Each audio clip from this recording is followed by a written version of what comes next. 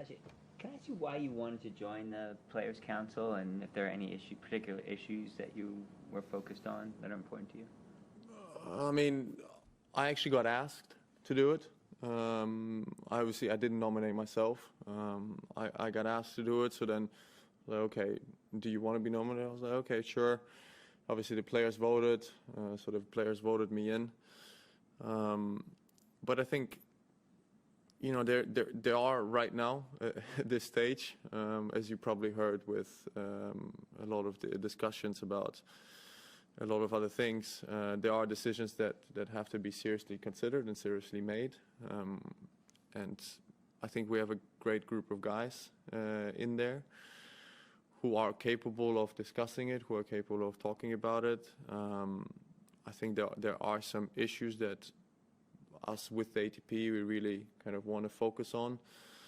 You know, some of them are, for example, the Davis Cup format. Then other things are obviously the schedule of our tournaments. I think playing for 11.5 months or 11 months a year is too much, in my opinion. You know, widening the schedule. I think having more 500 events, having maybe more Masters events. It's also it's great opportunity for players, obviously, but then I think also it is maybe getting a bit out of hand and a bit too much as well. So there's just all of those discussions, but they're very nice discussions, you know, that nobody's fighting in there, nobody's screaming or shouting. It's just, you know, we're all there trying to achieve the same thing and to have a better tour. And yeah, I'm happy to be part of it. To ask you about Cam, obviously you mentioned the other day that you trained with him in Monte Carlo. What did you make of his performance? It was, for having watched Cam a lot over the last few years, it was a bit like the Ruud one, very aggressive. Yeah. Do you think that's the game style he should play with going forward? It'll maybe move him further up the rankings? Well, if he can, for sure.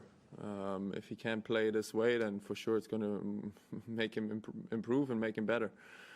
Incredibly aggressive, I thought, taking the ball very early. He usually does that with his backhand, not so much with his forehand, and today he did that with his forehand. And I thought for the first time that since I've been playing him, for the first time I thought his forehand was better than his backhand, which was very unusual. You know, normally he gives you a few more unforced errors. He's not as stable. I thought he was very stable today, and I thought he was very aggressive with that shot. So credits to him. I think they had a great off season, and he has improved a lot.